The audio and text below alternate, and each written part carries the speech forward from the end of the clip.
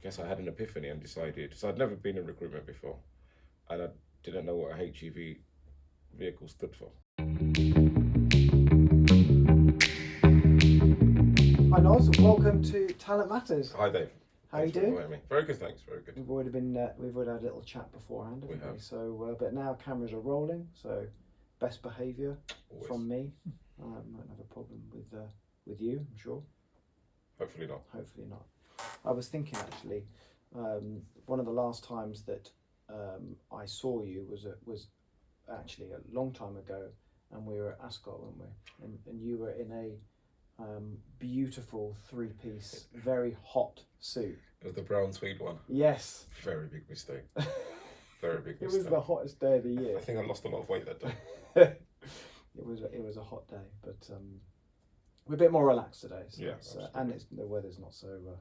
We have to worry about it. Yeah, it was scorching that day. So it was very hot that day. Anyway, welcome to our podcast. Hopefully we'll have some good discussions. I think there's already things that I've kind of basically said, wait, stop. We'll talk about that on the podcast. But why don't you do a quick kind of like, you know, who you are. You know, people are watching. Who's this guy? He looks like a very like intelligent, handsome guy. Okay.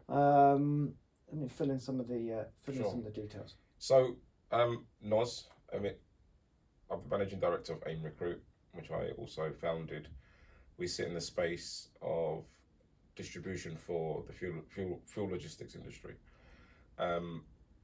We pride ourselves on the processes and the relationships that we've built over the years. So coupling that with the massive demand in the industry, we're always quite busy. And it's, how long have you been going for? So this specific brand, AIM Recruit, has been 12, 15, 14 years. The group company, MAC Resourcing, this is something I set up in 2003, half my life. Yeah. So yeah, it's been good fun. I don't think, you know, if you wasn't a recruiter, what would you be? I couldn't answer it. It's just become my life now. Yeah. Good fun though. Excellent. That's a so you must have, over the course of 14 years, you know, you must have seen some quite big change. I mean, we were just talking about COVID off camera, which we'll kind of talk about that, but you know, it's difficult to get into, you know, a question a couple of minutes answered, but like there's some big changes that's happened during that time, huge. Right? So I think I'll say it in two different angles. I think the biggest change is the way that the market has become a candidate-driven market. Mm-hmm. I speak specifically for distribution. When I first started recruitment within distribution, there was a statistic that drove me towards it, which is the UK has a shortage of 60,000 drivers of all types. Just before we hit COVID, there was a tax change, IR35 change, and there was also another big event, which was Brexit. COVID then exacerbated the situation. So this problem was before Brexit and COVID, right? This problem has been forever. Forever, right? Yeah. Okay, so forever. So UK are a service-based company. You know, when you see things like, you know, the steel industry being sold off and, you know, the railway becoming privatized, it's just another product of the fact that people don't really want to do primary jobs. I think the biggest problem there is the fact that education knowledge of how much a HGV driver earns. We did a survey, I think it was last year, where the highest anybody guessed was 32k, and I couldn't find a driver for 32k. You know, most of the drivers that we recruit for well into excess of 40, 50k a year. Yeah. So we've always had this shortage, and what Brexit, IR35 and COVID did, it meant a lot of EU residents decided they no longer want to live in London, and they moved permanently. So I don't know if you remember, but straight after everything opened, we still didn't have anything in the supermarkets because there were no there were not enough drivers to supply the fuel. Yeah. So we actually were involved with one of our clients, Certus Energy, who are the number one distributor of fuel in the country. So if you remember on the news, they were saying that the army is going to be getting trained. So that was ourselves and Certas collaborating. It didn't hit the sides. It didn't solve anything. There is no short-term solution. Yeah. So the market is very candidate driven. The boot is on the other foot, whereby the kind of way you manage a driver 10 years ago was, if you don't comply with this, don't comply with that, sling your hook. Yeah. Nowadays it's about please take a seat. Yes, yeah. Roll the red carpet out. Absolutely different. Yeah. The other big change of it is that we've gone from pen and paper and the odd Excel spreadsheets 23 years ago on how to manage an old desk, to then software, and the change in software to now AI. Which I knew we'd bring AI. it scares me. I don't really like AI. But how long we've been going for? Like, it comes up all the time. So it's something which I'm trying to learn. You can't totally integrate AI into recruitment because then you lose the discretion factor, and also just the gut feeling. Yeah. Like, a lot of hiring is done on the way you feel about that person. But I'd say the biggest change, and it's just started, is the AI. AI will take away a lot of best fit. It will take away a lot of quality because it's geared towards making things efficient. Doesn't mean always it's the best. Mm-hmm. I still don't think there's going to be a substitute for the human eye and the human perception. Yeah. But yeah, I think in terms of changes, the two biggest changes would be the way that the industry has gone candidate driven, and the fact that things have gone from pen and paper to you wake up and feel your tasks are done. So with AI, we've opened the Pandora's box of AI, so we might as well carry on with that. I mean, it's a hot topic, right? Within recruitment, people talk about whether or not recruitment's still going to be around because AI is going to kind of get rid of that. The one thing that actually I think we're a long way away from is AI replacing drivers, right? Or are we? Because people talk about driverless cars, and there's some places in America where you've got whole towns where there's all driverless Ubers or whatever it is. But that's you and I will be retired by the time that happens, will we? I hope so. I think a good example would be when we were at school, we were being told that by the time we hit 25, 30, then there will be no supermarket attendants and everything will be automated. As annoying as it is that is happening at the moment, it hasn't happened 40 years later. Yeah. If we take that into something so delicate as a vehicle being driven by AI, I don't doubt that Ubers and maybe other delivery, kind of scenarios may or may not suit that. But I don't think there'll be too much legislation because of safety and the potential danger of moving 3,000, 4,000 litres of diesel with a bot. There's something very unnerving about that. Yeah. It's quite a change, isn't it? It's quite a shift. I mean, if it's frozen goods, then maybe. I mean, AI would not be able to take a recycling truck either because the AI can't jump out the vehicle and grab a bin. This is, and again, you sort of see a lot of people talking about the future of jobs, and I hear about it, I see it all day long, and it's difficult to kind of know where it's going to go. We can all make predictions, and we've all got theories and whatever it is, but the idea that manual jobs are now some of the safest jobs in terms of people still need plumbers, builders, electricians, drivers, but then to your point, it's a forever problem. I feel like for years we've been saying, everyone always says, anyone know any good builders? Because you can't, you find a good builder and you're waiting 3 years before they can get around to do the work that you want to do because they're so booked up. And same with plumbers and whatever. So that area is pretty safe for. It seems to be. It feels like it. I would think so. And also, if you look at the fluctuation, well, in fact, not fluctuation, the rise in the salaries year on year, I don't think there's many industries that you'd find that would have the same increments as the electricians' jobs, the plumbing jobs. Yeah. On the point of electricians, they've never been more sought after than at the moment. So, in an idiot-friendly version, AI and the AI boom has made a huge requirement for data centers. Mm-hmm. And when I say the word data center, it's not the data centers that we know that maybe power our offices and back up our networks. This is large scale data systems. So the electricians in the UK, most of the electricians that are working for a company have probably been subcontracted to work on data centers. If you were to go online today and type in electrician, I would be very interested to see how soon the next electrician can come to you and how much they charge you. Yeah. It's literally become a scenario where only a few years ago, people were surprised. Wow, electrician, £60,000.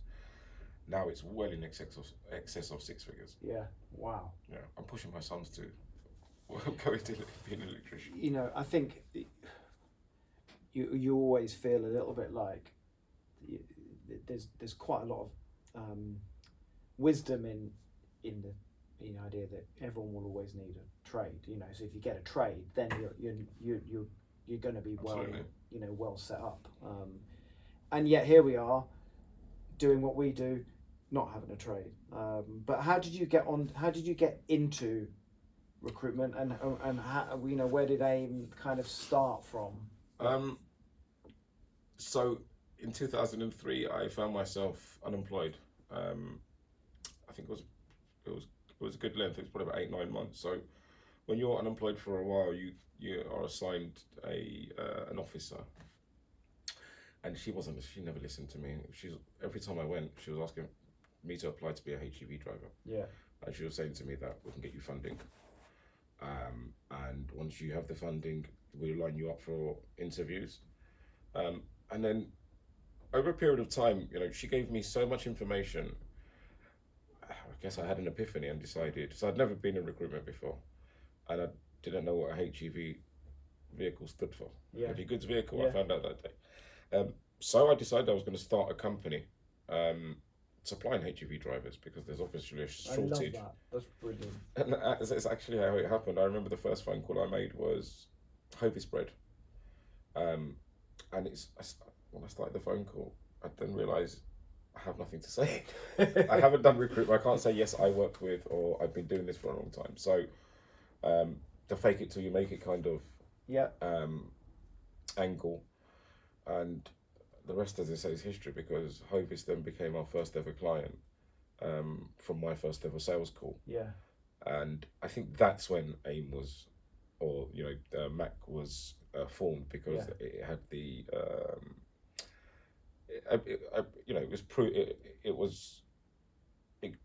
it became real. Yes. Yeah. We went from being, wow, that's a good idea, let me see what I can do here, to, wow, this is like something that can work. Yeah. And then So where did you get? You phoned up Hovis and said, you need some HGV drivers. I got loads.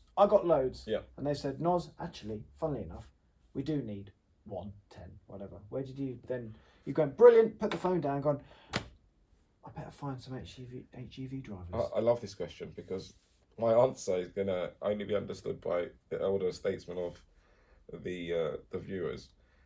Do you remember the Loop? Yes, I do. Yes, and now I know the reference. So this is. It was the magazine in the Loop. Yeah. And you buy boxes, so you buy the space. I don't think they do that anymore, but you buy the space, and it was literally. I can't remember how big the advert was, but I do remember it cost me £220. Yeah. So I'm thinking back then it was quite a sizable advert for £220. Yeah.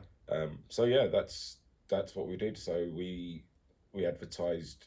Online advertising was there. Fish for Jobs, Reed, as you know. Yeah. But I don't think they were very affordable and they weren't that effective as they are now. And this would have been, so the loot, for anyone that's just, either watching or listening, or, to save you Googling it, it was like a free ads newspaper. That's right. And it was just full of ads. Yeah. There was no editorial to it. It was just a free ads, a newspaper full of advertising. So almost like a very small kind of weekly Yellow Pages. Yeah. If anyone remembers. Very effective. Probably doesn't remember that either. And you would have put in in the classified, what would have been known as the classifieds, right? And a little lineage ad. That's it. Like that. That's You probably pay per word. More than likely. I think it was boxes at the time, because the Loot used to have a weekly insert which was called The Recruit. Yeah. And it was Loot's free, The Recruit you pay. So I think we had lineage in the Loot, as you do. Yeah. In many different sections. And then we paid for The Recruit. And just talking about, job boards were around then, but it was probably before the age of mobiles. Definitely. And so therefore it was quite widely accepted that the people that were on the go, so again, tradespeople, and drivers and people that were not behind computers were not really accessing job boards at that point, because they didn't look at a computer regularly. Hardly ever. Back then, most people's CVs were built over the phone. Yeah. So, do you have a CV? No, I don't have a CV. I've never had to have a CV. If I needed a job, just walk down the road, ask if they need someone. Yeah. It really was like that. Yeah. The shift now is, not even now, it's, even 10 years ago, is everybody has a smartphone with their email. Their CVs are, if they're not spot on, at least they exist. Yes, yeah. So yeah, it's been a massive shift from the way people used to do things. So the period we're talking about, 2003, 2006, you're spot on. It wasn't expected for someone that doesn't work behind a screen to have even an email address. Yeah. It wasn't that common. We forget. Nobody had a smartphone. So your email would be, you have to log onto a desktop. Not everyone had a desktop. So if you don't have a desktop, smartphones didn't exist, why would you have an email address? Yeah. So yeah, it was a massive difference. Hence why, going back to the Loot and Recruiter, it wasn't like a decision to make online or, of course, as soon as I have enough money to advertise in the Recruiter, I'm advertising Recruiter. Yeah. Did you have a website? We did. I'd love to know. Did you build it yourself? No, actually, I'll tell you who did build it. It was a friend of mine who's now hugely successful. He owns a company called Bond Media. Sorry, I just plugged his company. Yeah, that's Bond Media, brilliant. Bond Media. Well done, Bond. Yeah, they're very successful. I think they do the websites for BMW and supermarkets. So I think he knocked one up for me for like 100 quid. Yeah. A lot of money in 2003. Yeah, of course it was. Yeah. It's right. Okay. So I did have another website years later built by a company called Wave. Yeah. Oh, that was they're all right as well. Yeah, lovely bunch of people. Them and Bond. Yeah. Right. Let's come forward now a little bit, because we can get lost in nostalgia, which is great, but for a lot of people that's old hat stuff in newspapers and whatever. Yeah. I find it interesting. Right. So let's kind of, we were talking a little bit before about, Brexit and COVID, and one of the things that we mentioned was around, our own workforces, and we're a remote business. Now, most recruitment companies that come on and talk to, or that we deal with, have very quickly went back into you're in the office, at least 4 days a week, if not 5 days a week. We like that sort of setup. Although we're a remote business, I've got some, I can understand why, it's very sales orientated, so I get the rationale behind it. But you were talking about how you've got people that work remote for you, and it's been, it's quite transformative for your business. So let's just revisit that story a little bit. So you've got someone in Blackpool. Yeah. So the Are we sure it's Blackpool? Or are we going to? I'm saying Blackpool because it's right next to a fuel terminal, so it must be Blackpool. So we have in the UK I'd say 6, or there's over 10, but 6 major fuel terminals. It's invaluable to have members of staff without having to open an office in Blackpool or Bristol or Plymouth. It's invaluable to have a member of staff that lives there, A presence. And that people can go in and drop their documents or have a quick interview, and everything else is done on Teams in terms of interviewing. But going back to the point on, most of the recruitment companies, they straight away they mobilise back again in an office. I feel like the difference between that type of recruitment company and us is the fact that most of those companies were either agencies, which we're not. We don't do spot hire. We're more of a permanent recruitment.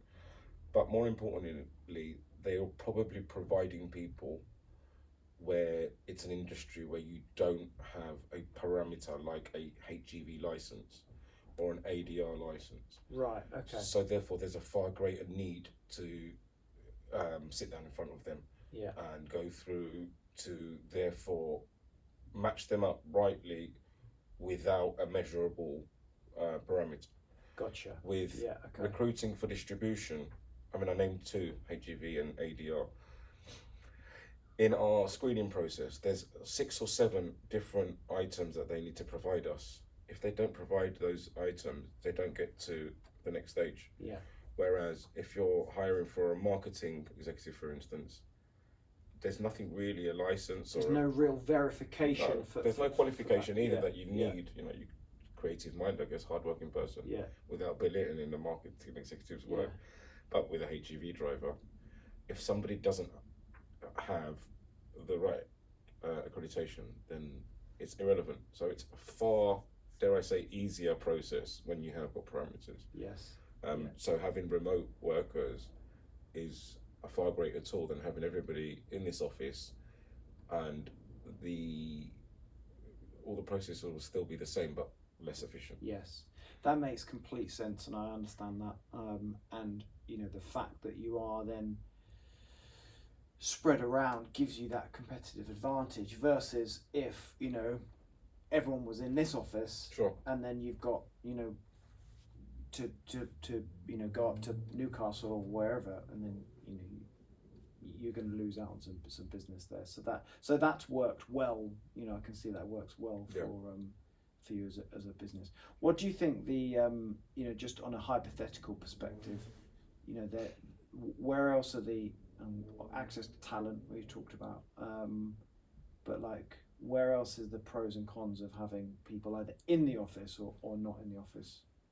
I think in the office, there's no substitute overall for having a team together. I think we were saying earlier on, you rise and fall together. People help each other. It could just be something that have you looked at this? Where when you're remote, obviously sometimes you don't even share that you solve the problem. And I think also the con of being in the office is the loss of efficiency rather than gaining efficiency. Yes, yeah.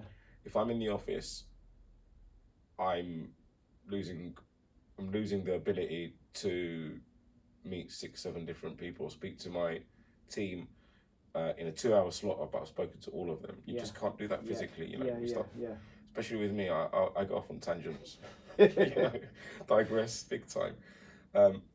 However, I feel like there's far bigger pros on remote, and the cons are not as, they're not as important when in comparison. I think the biggest pro of a remote worker I'll take myself for instance. So I'm hybrid. I go to the office once or twice a week. When I do go to the office, I lose 2.5 hours traveling and lunch. Yes, yeah. When I'm at home, my lunch break lasts 11 minutes. Yeah. As long as it takes to make a sandwich. Yeah. When I'm at the office, those 2.5 hours, when you add them up over a week, if you were to quantify that with my employees in one office, that's a lot of not money lost from me because I'm not paying them to travel, but it's the cost on their time. It's the cost on their mentality, energy. You know, I love the fact when I'm working from home where I can take my time making a nice breakfast and then walk into my seat and, you know, ready to go without any interruptions, without anyone. I mean, I sound very miserable here. I don't want to talk to anyone, but it just gives us far better working week where the best way I can put it for myself is my weekly tasks would never, ever, ever be all completed. It just, you know, it was a dream world I was living in. Nowadays, it's funny, isn't it? Dare I say it, pretty much every week I do get everything out of the way. It's funny, isn't it? The amount of time that, like you said, you when you're all together, you rise and fall together, and that's great, and you have that camaraderie. But that camaraderie comes at a cost, and that's time, because whilst you're sharing what you did at the weekend over, you know, while you're waiting for the kettle to boil, and then, you know, you've made the coffee and you're walking back to your desk and you're walking back together and you're still chatting about that, and now you've drifted off into football or the box sets that you're watching or whatever it is, and then it's like, well, you've got to watch this, and suddenly that's like 15 minutes. And whereas when you're working from home, like, you make your own coffee and you go and sit down and talk to yourself. You watched that thing last night. And you can get on with it. There's a balance there because, you know, on one hand you're losing a lot of time, but you're gaining some camaraderie. Sure. On the other one, you're gaining more time and efficiency, but you're losing some of the connection. So it's an endless conversation and debate, which is why I talk about it quite a lot. But I just thought it's interesting that, generally speaking, you know, you're an outlier versus what most people are like. No, we'll get in the office, we'll all be together. So I think that was really valuable and really useful to raise. Sure. You're also doing something. You've got a new venture, sure, which we touched on before, which is all around doing more with apprentices, right? Young people, and skills training. So it's a not-for-profit venture. We've called it Youth in Trucks, but not limited to just the trucks. I think that's the first brand. And it was sparked off by the fact that there is hundreds of thousands of funding available with each local authority that has they have a budget, which if you know the right channels and the right forms to fill in, and you know you match the criteria of age and, you know, what your income is, there's funding available for me, you and everyone else to be able to train up to be an electrician, a carpenter, a HGV driver. So speaking to clients over the years, many of my clients are talking about 6 figures they invested into training up young people or taking on apprenticeships or from boot camp, and it didn't work. The reason it didn't work, from the research we did, is most of these kind of intakes are managed by HR or an onboarding team within HR. It's not the transport manager or the depot manager that knows exactly what they're looking for. Even in a 19, 20-year-old, you know, brand new entrant. Excuse me. So the aim is to build a portal whereby the stakeholders are all in one place.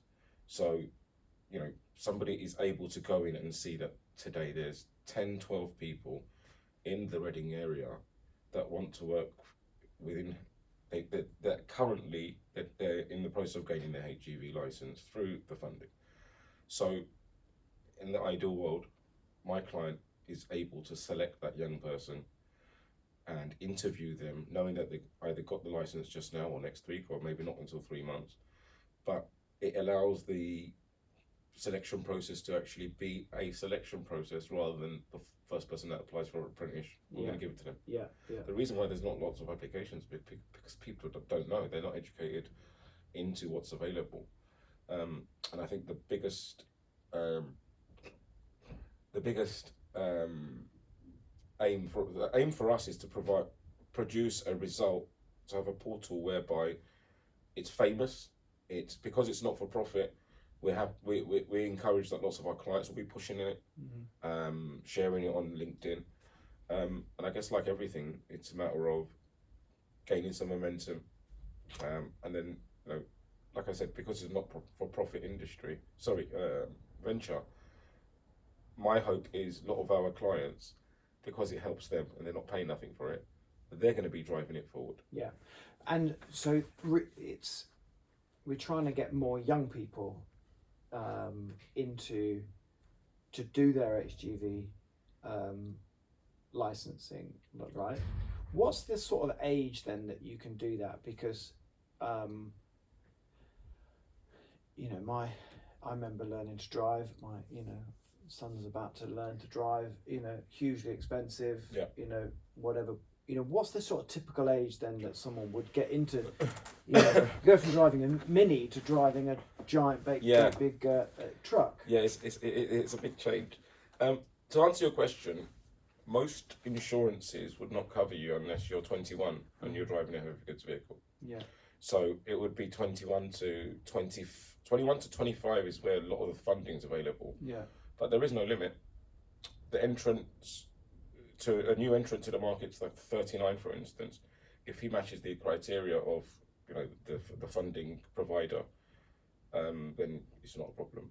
But so young people, when I say young people or youth in trucks, that's what we're driving forward. Yeah. Because we're trying to get those people to come into the industry rather than want to become a mechanic or a salesman or whatever the role would be. But to answer your question, there is no real typical age. Yeah.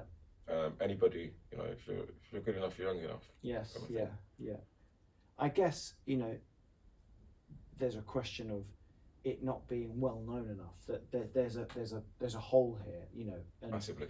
We're in a position now where unemployment is starting to creep up, and we know that the number of jobs available have come down, and there is the assumption or the theory that that's going to impact young people the most. Yep. Minimum wage has increased, which I think will lead to some jobs going, and it's usually the young people that are on the minimum wage. Yep. Without trying to connect everything together too much. So actually, this is an avenue for them where there are jobs there, there's funding there, Yep. and there's a good income. It's not a job that's going to keep them on minimum wage. Yeah. So this needs to be promoted a bit more, Yeah. right? No, absolutely. Part of our target market is to attract those people that don't gain a skill, sometimes go and do a degree, and then at the age of 21, 22, whether you've been working part-time or full-time or doing a degree, the kind of job and the kind of salary level that they're getting, they would not have a clue how much more they could earn by working with their hands. Yeah. So a HGV driver starting salary, a HGV driver starting salary would be well into the late 30s. Yeah. Whereas the same 23, 24-year-old, unless they have a skill and they're working in an office, very, very doubtful that they would hit a basic salary anywhere near absolutely. that. Yeah. And that's the key. Yeah. If you can educate as many people as you can, you can't lose, because there's going to be a percentage of those people that just didn't know. Yeah. Just didn't know. And lots of people would fancy driving a lorry delivering goods if they knew that it was earning them the right money. I mean, yeah. One of the things that I've always wondered about is, and you may not know this, a bit of a random question, but a lot of them, like, they sleep in it, right? So they have a little. Some of them, yeah. Do you know anything about that? Like what it looks like? I've always kind of wonder, like, So, what do they like? They got a telly in there, like you might not know this, but No. I mean, they're actually quite. Some of them are quite jazzed up, you know. yeah, So when you see a vehicle, a lorry, which has got like a triangle on top of the cab, that's the cab. yeah, So that's where they sleep. So Yeah. it's like a drop down. And so when a driver's sleeping in a service station inside the lorry, you can't actually see the driver yeah, because it's up there. yeah. But yeah, do they have tellies? No. Are they comfortable? Yeah, I mean, I've never actually slept in one, but I've actually got up on one. Yeah, yeah. Yeah, I could sleep there. Like, I suppose if you like camping and Yeah. that sort of thing, then Yeah, absolutely. happy days. I don't like camping, so I'm not sure I'd be too comfortable with it. Yeah. So just before we kind of get round to wrapping up, from a it's just kind of a couple of quick things. If you were you 23 years ago, and you've gone, don't know what to do, I'm going to start a recruitment company, what lessons would you tell your younger self, or what things would you what piece of advice would you give? Don't become actually follow what she said and become a driver. You know, that's a really good question. Part of my answer thinks I can say 100 things. I'm trying to think of something. I think I don't know why this is the one that springs to mind, is to slow down. Slow down. So bearing in mind, I jumped into an industry I had no previous experience in, and the first few years I was just running so fast. Yeah. And then once you amass revenue and you have other people working, your staff, your infrastructure, and I think that was maybe 3-4 years later, that's when I realised I wasn't very skilled. I was just good with people, and my process and everything could be changed. I didn't really understand recruitment as well as I could have. So I guess, yeah, slow down, take it organically. Yeah. Do you think that's that's quite typical of recruiters, because there is this, a lot of everything is around with people and connecting people. Yep. It's sales driven, sales orientated, and again, another thing, I feel a little bit like there's a bit of a change where people are now looking at processes and systems and whatever it is, and that seems quite a new thing, whereas the status quo was always, well, just talk to enough people, bring enough people together, and it'll be fine. Spot on. So first and foremost, recruitment is a very attractive kind of job for a young person, because they can earn lots of money and commissions, great, blah blah. Only if you have longevity, only if you actually go. It's not a short-term fix. It's not it's not like selling a few houses to an estate agent and they're making a bit of money and then do something else. It's about developing your clients, developing your candidate pool, and in that on that premise, I don't think we could do things the way we did 20 years ago and not have systems and processes in place, because everything's about efficiency. Efficiency, and not necessarily profit-wise efficiency, but definitely in terms of managing your desk, in terms of time. So I feel like without processes, even a dinosaur like me, without them, I don't think I could put as many people into work, please as many of my clients, make as much money. So it's paramount importance now. So it's good to be good with people, but actually you need the foundation of a process and some efficiencies behind that. And if you had your time again, you'd say just slow down, slow it down. It's a long old career, isn't it? Yeah, that's it. I didn't realise I'd be doing it for all my life, I guess. Well, this is the great myth that we think we'll get into it, do it for a couple of years, and then retire into the sun, right? I was meant to be an engineer. Right, okay, let's talk about that.